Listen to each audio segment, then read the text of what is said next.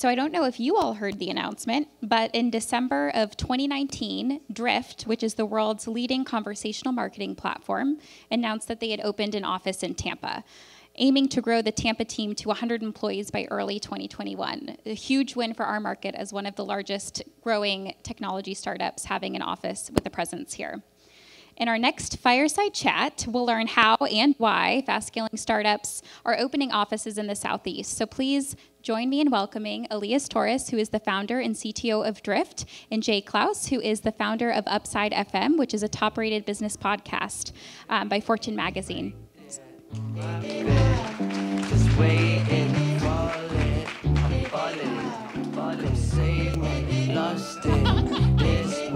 How do you know I like that song? Anderson .Paak. I took kind of a wild guess to sit on your right, hoping this is your good side. I don't know. I wanted to drink on the right-hand side. There you go. Perfect. Perfect. Thanks for being here, guys. This is a really, really exciting event. On our podcast, we talked to Ali back in October of 2018 about Embarc Collective. So this is an amazing full circle moment. And I'm also a Drift user, so I'm excited to talk with Elias here. So, Elias, you are CTO of one of the fastest growing companies in the country. Previously, you were at HubSpot, another crazy success story. But I want to go all the way back to your America story, when you immigrated here. Can you talk a little bit about your story of coming to America and coming to Tampa specifically? Yes, I arrived in 1993, December 3rd of 1993, to Tampa, Florida. I was 17 years old, and we had family here. When you're an immigrant, you have to go wherever you can get any kind of help, right? And so we had an aunt that had been living here. We had a few aunts. My mom had a few sisters in Miami, but we picked Tampa. My mother says, Miami's too crazy. Just had that foresight and said, let's go meet with your other aunt, Latia. And we came here, and it was like, it was exciting, right? I was coming, I grew up in a communist country in Nicaragua, and I was always pro-America, and this is the land of the opportunity, and I had big dreams. And so I was really excited to be here, right? Where we could have an equal opportunity to be successful. Because in Latin America, you kind of have to be born into it to be successful. And even though society here is not quite equal, there's a lot more opportunity. And so I've been very, very thrilled that I was able to spend a little bit of high school here. I went to USF. The community here had embraced me, helped me. I received a scholarship to go to school. And it was incredible, right? I worked at IBM while I was here as an intern. When I was at college. And then that connection to IBM is kind of what took me up north. That was the moment where I got a full-time job at IBM, and I had an amazing opportunity, and I took it, right? Just like every other opportunity I took here at the Tampa Bay area gave me. So it was an incredible I spent here from 93 to 98. And so when you immigrated here, you were about 17, you said? You were in high school. What was that like, experiencing this community for the first time? You know, what was the first opportunity that you remember being able to embrace and start building your own life and career here, even before IBM? Well, the first opportunity is to have access to school, right? And from a very early moment in high school, I went to Leto High School, and there was a program called Inroads, which is an internship program for minorities that they would help me. I interviewed, and I had a job at Bank of America, Nations Bank at the time. And we would go Saturdays and spend the entire day, Saturday, learning how to interview, how to build resumes, how to talk to a manager. And there's such foundational things that gave me the courage and the confidence, right, to be in a corporate setting. You know, it was something that, you know, when you're very poor, when you have food stamps, and you have to dress up and put up a jacket and go to a banking center, it's like, how do you act? Who's modeling this after you? And so those trainings that we would go every Saturday made a big difference in my life, right? At some point, I mean, you're at IBM, which is truly corporate. That's a big corporate job. At some point, you transition into the world of startups and then even venture a little bit. So can you talk about that transition and what piqued your interest into getting into the world of entrepreneurship and startups? really, it was like something like TechCrunch, to be honest. I worked at IBM. It was an amazing run, 10 years there, where I was part of a very innovative and visionary technology organization. We're the ones who put IBM.com on the internet, IBM.com, IBM on the on the internet. They were doing the Olympic websites at the time, Nagano, Sydney. Those were this was Deep Blue, Kasparov. So I was an amazing team that I got to see because of my internship in Tampa. And so when I interviewed at IBM, I knew about this team already, and I wanted to work there, and I got that opportunity. So it was incredible. IBM is 400,000 person organization. It was one of the most advanced. I was there pre-Google, right? And in fact, I know some of the engineers that work with me went and left to go to Google and build great things there. So at the time, I was happy. I was so impressed, of working for such a global company. But I realized quickly that my personality is very entrepreneurial in nature. I'm impatient, and I want to get things done quickly. And I don't like consensus, and I like people that have a lot of passion. So slowly, I started looking into the external world and realizing the startup scene that I kind of missed in the 2000. In fact, I had friends that asked me to start a startup in 2000, and I chickened out. I really did. I didn't know anything about it. I was in New York City, and I was like, I don't want to do it. And I stayed at IBM. And then this second wave, I had to do it. Right? Yeah. I was not going to miss it this time. 2000 might have been a good time to be on the sideline in the world of startups anyway. Was entrepreneurship, was that supported in your family? Coming from a different country and coming to this world of opportunity, was it expected that maybe you do go on and start something on your own, or was that something that was scary and culturally less familiar? There's two parts of it. My mother is a veterinarian, right? And she tried to start a lot of businesses and failed. And so she was always scared of that. But she's an amazing academic. She's an amazing professional. She was a college professor, but did not have luck. The system in Nicaragua, it's communist. We barely had things to eat, right? So it was not conducive to start businesses. And she tried many times. My father lived in LA and had small businesses. I really don't know exactly where this entrepreneurial thing comes. I don't think I'm still learning this environment, this system. I think it's just a personality, right? Where you can tell me no 1,000 times and I'm not going to stop, right? I come from nothing. I have nothing to lose, so who cares, right? It's like I don't have anything, so I'll go for it, right? I don't have alternatives. There's no plan B for me. There's no plan B for me with Drift, right? It's like I only have plan A. You just got to keep going. And so that's really, I think, what fits. And then everything else I'm just learning along the way and make sure that I have the right mentors. David Kensel is my partner. We've been in business for 10 years, 4 companies together. And I've learned a ton from him, and plus other mentors that we associate ourselves with. I'd love to dig into that topic of mentorship, because if you're starting something for the first time, maybe thinking back to when you were first starting your first company, all the way through to on your 3rd or 4th company now, mentorships play such a key role. So if I'm a first-time founder and I don't have the executive coaching that Embarc offers, how do I find mentors, and how do I best utilize those mentors? Well, I think everything is a numbers game, right? You really have to realize that for a lot of people that are very successful, once they're successful, just making money or just being successful at a company is not enough. Really, there's a time where now helping others is way more interesting and satisfying, right? And so I believe like people want to help. You just have to find the right person at the right time that has the availability to do it, right? And so sometimes you gotta be careful of like not try to get the CEO of Apple, right, to mentor you if you're just starting out. You got to find the right people that are just a few steps ahead of you and that are willing to help. But there's a lot of people that really desire to do that. I think it's part of our human nature, but it's tough sometimes, right? Because you're not gonna. It's like being an entrepreneur. You can't just sit and expect people to give you money.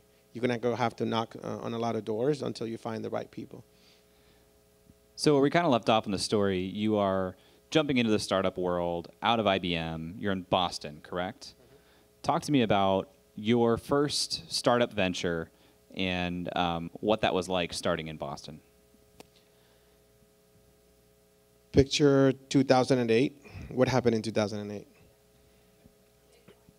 A Bitcoin, yeah. True. No, it was 2008, right before the crash, right? I quit IBM after 10 years. I have 3 young children.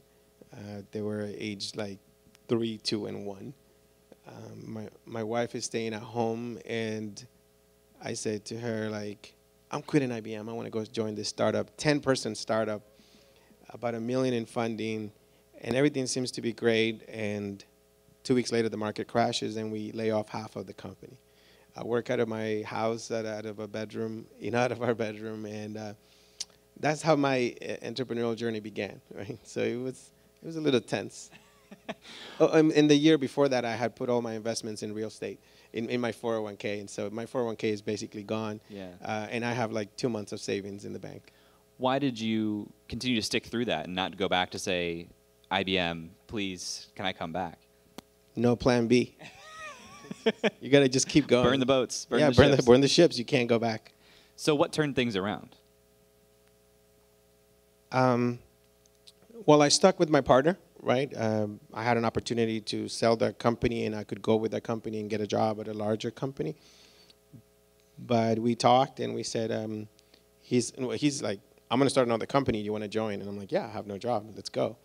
And so we took that opportunity, and we built a company called Performable, where now I was the founder. And so I got to learn a lot there. And my partner has about the 10 years that I spent at IBM, he spent building companies. So he had a lot more experience, and that was very useful. And we started that company, and in about a year and 9 months, we reached about $1 million in recurring revenue. And it was just that, that was kind of really the beginning of that speed that him and I have together when it comes to execution. And that success, we started with the $3 million funding. We're about to raise a Series B. We had a term sheet for $7 million, and we sold to, and we were in conversations with HubSpot to sell the company for $25 million in 2011. And so that was like the first break where I was able to do that. It was funny because we knew Dharmesh, we knew Brian Halligan from the community in Boston, and I interviewed to work at HubSpot when there were about 45 people, and I said no to join David. And so I then came back about 3 years later into HubSpot. They made you an offer you couldn't refuse. Yeah, and then maybe a better offer than the one they had made initially. So that's how kind of things went full circle back into HubSpot, and then went into that incredible journey of taking that public. The HubSpot story, if you guys aren't familiar with it, incredible story, incredible growth you guys had, continue to be a wildly successful company.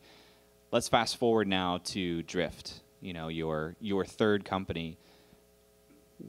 When did you decide that, okay, it's time to leave HubSpot and start this company? And were you still in Boston at this time?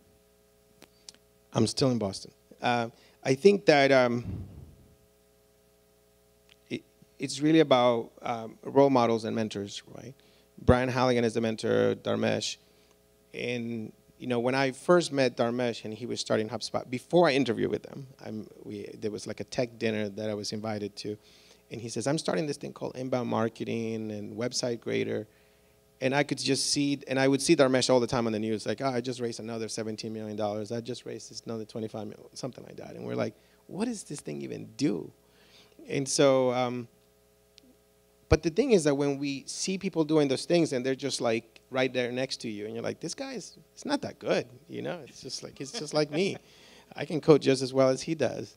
And so when you have that, when you're a young person, you're a young girl, and you see a gymnast on the Olympics, or you see somebody going downhill skiing or whatever, it inspires you to do the same, right? And so after being there for 3 years, we felt that it was, we took it public, and I just can't rest. I just don't like to just relax. And I felt that going public was going to change things, right, for me, and it might not have been good, right? And so we decided to just burn the ships again, and David and I agreed to start Drift, and we left 2 months before the IPO, left a lot on the table, but I'm not really calculating my career or my net worth in that way. I'm just simply looking for the journey where I can keep on learning. And so we just like left, and it was just two of us starting from scratch again. And that feeling is crazy. It's nerve-wracking because we left such a company that we had positioned to this growth that you see today, to now 7 billion. And we're like, start from nothing at a rock climbing gym. And so, but I really, that's what I wanted, and the other thing is that what hit me was there's not many people that look like me that are starting, and building multi-billion-dollar global companies, right? And so I felt like if I stayed there, I would be wasting an opportunity of all the training I had to that day to build something like this. And like if I go, there's so many Latinos are struggling, Latinas, right, are struggling to fundraise and to have opportunity, to have a network, to have built experience that, earns their trust to go at it again.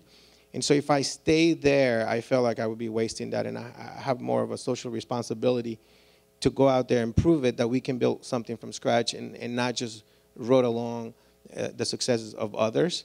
And so that's kind of that chip on the shoulder that I have, and I want to really be a role model, right? And let other people know that, hey, you can start a company as well, because I'm just a normal guy too. It's like if I can do it, you can do it, right? I want to touch on that point because you mentioned, when you have close proximity to somebody that's doing something that seems really, really impressive and amazing, but you know them personally, so it's like, you're no different than I. It gives you this confidence to keep going. How does that translate between the Boston community and now the Tampa community? You hear things about Boston, New York, San Francisco. They make it sound like these are these incredible places that are unlike anything else, and if you're going to start a company, you got to be in one of these places.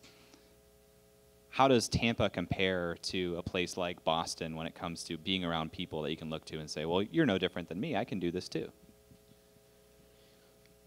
Look, the truth is that talent is everywhere, right? What we don't have is access to resources. I see every day, I've been 20 years in Boston, and I see entrepreneurs leave Boston to go to San Francisco because they spent years trying to fundraise and they couldn't, and they show up in San Francisco, and a week later they have $5 million in pre-seed. It's crazy, right? The access that they have in San Francisco is way, way, way bigger, orders of magnitude bigger than what we have in Boston. So I'm very used to that feeling, right? I'm very used to that feeling of being the underdog, and when we get compared to San Francisco. And so I know the feeling that you feel here, but the truth is that we have to believe that we can actually make it happen, because there are successes all over the world. What happens is that the investors do not want to attend a board meeting that is outside of the valley. It really boils down to basic things like that, of why they don't want to invest in other places. And there's two types of investors. The investor that is very analytical, that comes from private banking, from PE, and from up there, where they calculate everything just numerically. And they're the great investors that are thinking of the seed stages and taking risks on people. And so I think that we need to keep finding and accessing those investors that make the big bets on people. And so people are everywhere, and Tampa is really exciting because it has so many variables going for it that I've seen in Boston, and that when we can, there's a mutual need for entrepreneurial and for America to succeed. We need more entrepreneurs, right? We need more investors, but we need people. And we can't expect everybody to go to San Francisco. We can't expect everybody to go to New York. And so we need to kind of work together, and that's why we brought Drift to Tampa, right? So we can invest and grow the community, grow the talent, but at the same time help us succeed and grow, right, in a capital efficient way. Totally. And you guys are still a business, and you want to be successful. So as much as responsibility and draw I'm sure you feel to come back home to Tampa, you must also be seeing something else that you're saying, this is just a good business decision. Is that talent? What is it about Tampa that made you guys say, this is where we're going to stake a claim to put another headquarters? In the tech world, the hardest thing is really finding the right people. Talent is really your number one expense, is your number one focus of growth and effectiveness of the way the company executes. Retaining them is extremely vital and very difficult. The more success you have, the more people want to come, and everybody wants to come and hire from Drift, because we attract the best talent. They learn the fastest. When you're in a hyper-growth company, people experience so many things in like a year that other people would take them, 5 years to experience. And so when you have a new company starting in Boston, they're like, oh, where should we get somebody?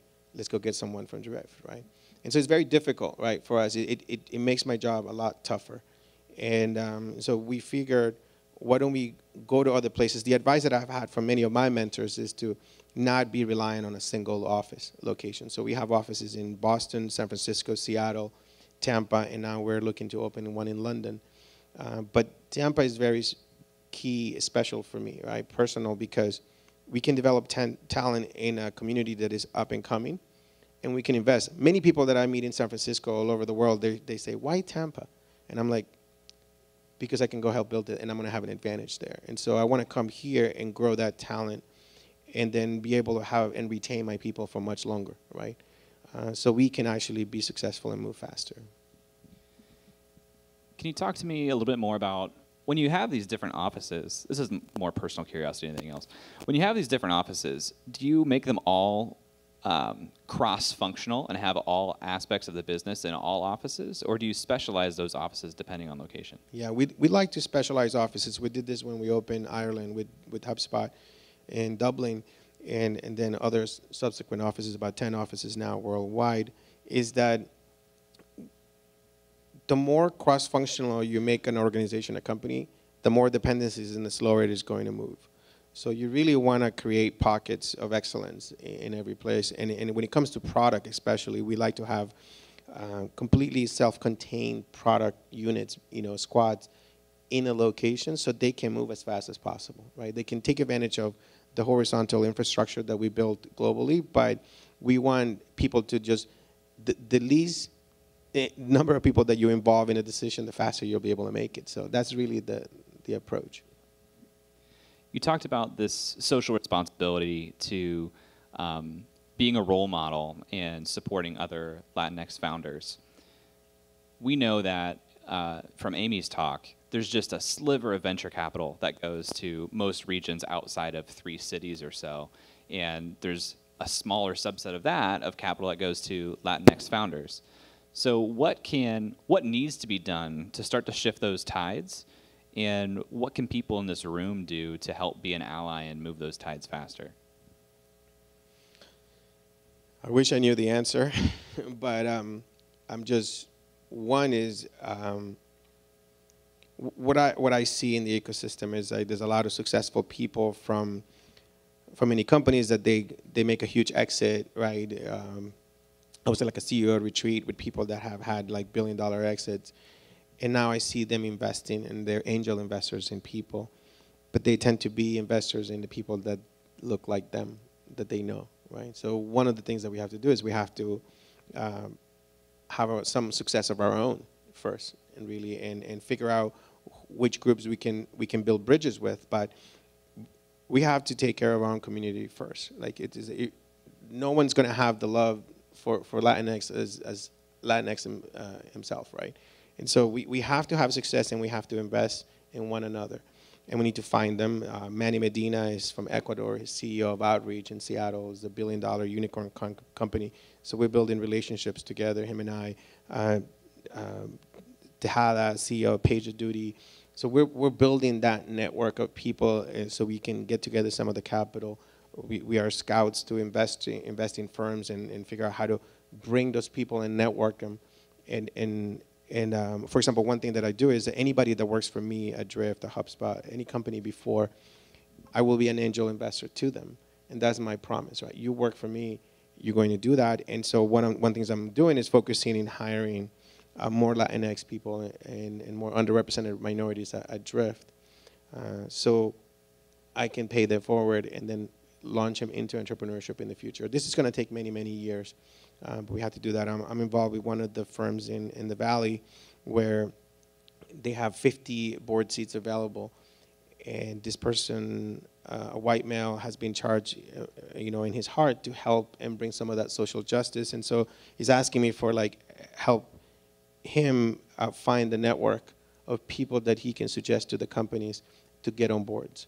So then those, it's just like we have to work this from so many angles, and really begins from, basic shelter and food and education from the early days to like high school, to then college, to then jobs, to then be included and supported to work in there, be successful, get capital, to then invest. I mean, it's a long journey, and it's something that I'm just really becoming aware now, and I'm trying to figure out where I need to focus my energy.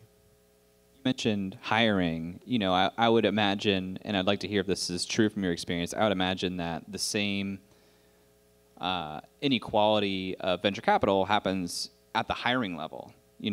Is there anything that employers or startup companies could be doing differently to find diverse and differentiated talent to bring into their companies?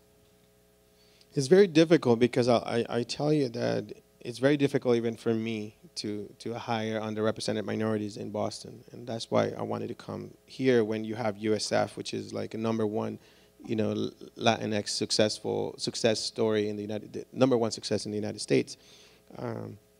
It's really difficult. We are invisible really to the rest of the community in Boston, and people say like, I don't know where to find underrepresented minorities, right? They're not in the network. It's a very, Boston tends to be a very segregated city, and I struggle with that, because to get a candidate from like finding who I am, that I'm interested in meeting them, that they're going to have an equal opportunity during an interview, and the entire process to be selected, the odds are against us. So it's very difficult. It's something that, because I'm a founder of the company, and David and I, we're both Latinx founders, it's something that we push and we push and we push, and it takes a lot of work. We're doing a lot of unconscious bias training. We have a DEI, person dedicated to focus on those initiatives, but it's very difficult. I think that's something that I'm learning myself, how to help and get more people through the funnel so they can be successful. I'm going to shift gears here for a couple questions, and I'd love to open it up to the audience if you guys have some questions. From Performable to HubSpot to Drift, you mentioned your Performable story. You and your co-founder, have a history of spinning things up quickly. What are some of the levers that you pull in starting a new technology company to get things up to speed so quickly? With the successes you've seen, it's obvious that is true. So if you were going to start a new company tomorrow, what would some of those levers that you pull look like? One of our principles at Drift is you have to be biased for action, deliver daily results. And you have to, whatever you build, you have to put it in front of customers. You have to charge for stuff quickly. If people don't pay you, then you don't have something valuable. You cannot go sit in a garage and build something forever and then think it's going to be perfect. People hold on to their ideas too closely, and they think it's a great idea and somebody's going to steal it. Ideas are a dime a dozen. It's execution that really matters. Marketing, people underestimate marketing and don't create a brand, don't create a movement, don't create a category. You also have to bring salespeople early. A lot of people think that, we don't want to have sales. We'll build a touchless product and touchless sales process, and we're going to be rich. And no, it doesn't work that way. You really need every function very quickly. You need to hire the best people. You need to go get access to funding. You have to move as fast as possible. We're 5 years into it, 350 people, 107 in funding, and I still think it's day one, and I'm as paranoid as this not working as I was the day that we left HubSpot. So you just gotta get shit done. When you talk about moving really fast and getting shit done and building quickly, is there a line you draw as founders with your employees for how many hours is too many hours, or is everybody sold on the mission and they're working all day, every day? No, absolutely not. This is a marathon, right? It's like I go to bed like at 9:30. It's like whatever I did from like 5 a.m. to 9:30, that's what I got done that day. But I'm going to focus on how do I use my calendar? How do I use my time? Do I have the right people? Should I be doing that job? And should I be delegating to somebody else? And if who I delegated is not doing it well, I need to find another person. And so it's really how you use your time. We all have the same 24 hours, and not sleeping. You know, I did that at Performable, and I looked like shit then. You know, it was like, I was like, you know, my partner makes fun of me all the time because those days I did not know how to balance. I would code till like 2 or 3 in the morning, show up at the office like 9 or 10, and it's not good for my health, right? And so I think that we do have to have a balance, and it's very doable because we all have the same amount of hours. The problem is that people need to build the stamina and that discipline in the training, especially young people that don't know whether they're like working really hard or not, or they don't know when they need to go to bed. They don't know when what is stressful and what's not stressful. And so it's a lot of it is mental, I think, and people need examples and teaching on that. How do you screen for that in the hiring process? You talked about the importance of hiring the best people. What are some of the things that you look for to indicate that this is the best or the quality, the caliber of person that we want at Drift? So there's personally assessment, there's assessment tools that you can use to track for those profiles. Really is, we're looking for winners. I don't know if you know about trajectory hiring, but it's like you look at what they've done in every step, and if they're succeeding and they have that competitiveness and that intelligence in whatever is it that they did, whether there was a club, whether it was, so every aspect of every person's journey, you can look at it, dissect it, and find out if they have what it takes to take on the challenges. If they're not taking risks, if they're not being promoted within whatever they're doing, if they join a club and they don't become the president, then you know they might not have that it factor that you need to be in a startup. All right, last question from me, and then I'll open it up to the audience here. Drift has raised $107 million at this point. We talked about the struggles of fundraising when you're not in Silicon Valley, or when you're a minority or underrepresented founder.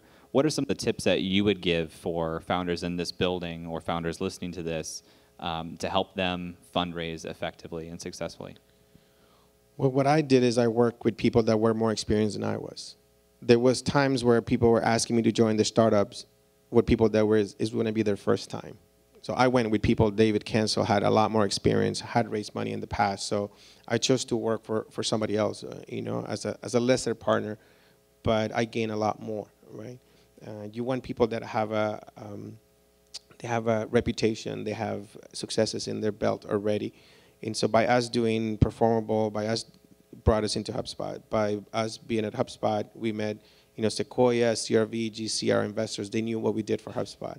So it was much easier for them to write that check because they already had a personal relationship with us. So I think that you need to, you know, if you can, work at companies that have the great investors, the hyper-growth companies, join those like Drift. And then you'll have the founders be investors in you, and then you have the board there would know you, you work there because you've seen a successful movie. And that's really important, back to role models. Like if you never worked at a successful startup, how do you know what a successful startup looks like? And so that brings a lot of weight, you know, when it comes to a discussion with the VC, besides when you like start from scratch and I'm just going to start this company. It's like, but what do you know? You have to know. You have to get experience. All right, guys. Any questions from the audience? You got a hand back there.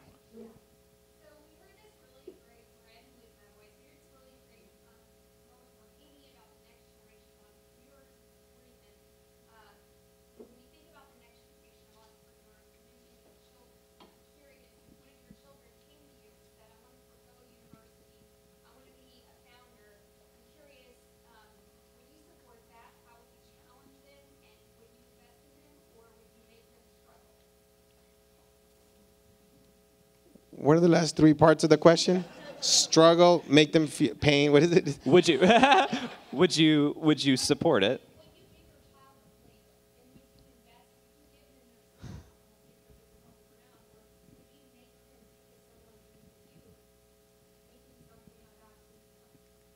Yeah, no, absolutely, I would. So my son is on LinkedIn.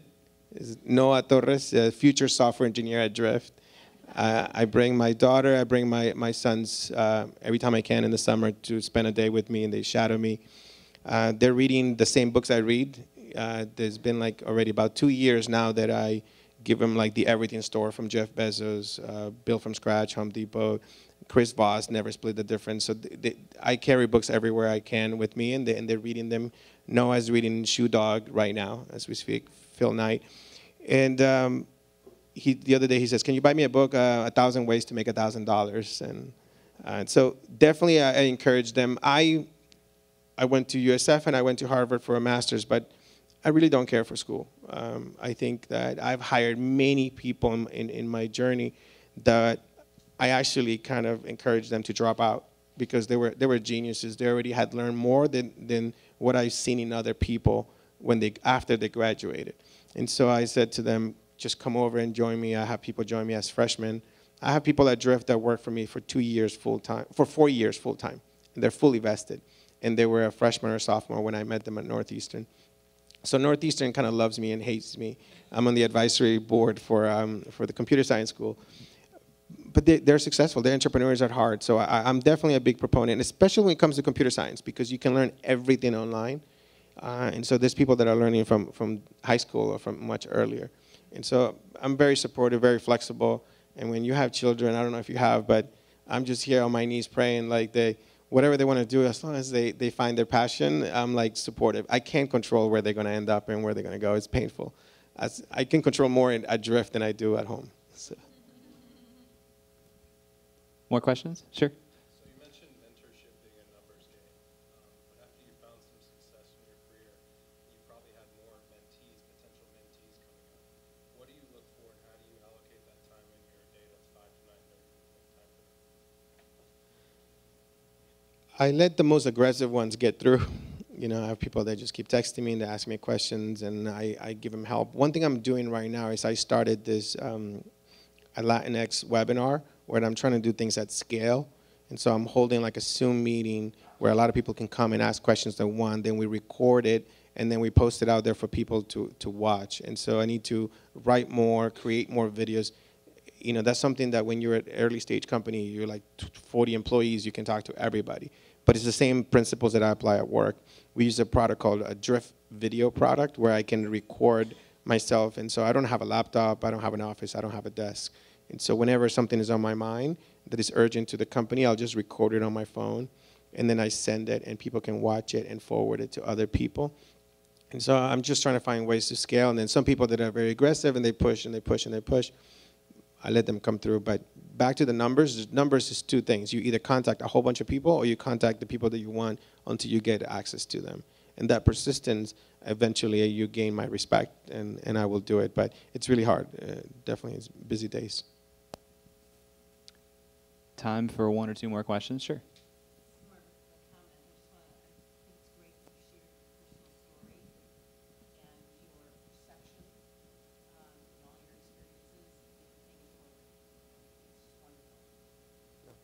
Thank you. I mean, there's nothing more satisfying, right, than doing that instead of just, life is very special, and there's so much to do and to give, and there's so many people that want to do well, and there's room for many of us to do well, right? There's no there's only 10 people that can be successful entrepreneurs. Like, there's no limit. I don't know what the limit is, so why not help them? Is there anything that I didn't ask that I should have asked?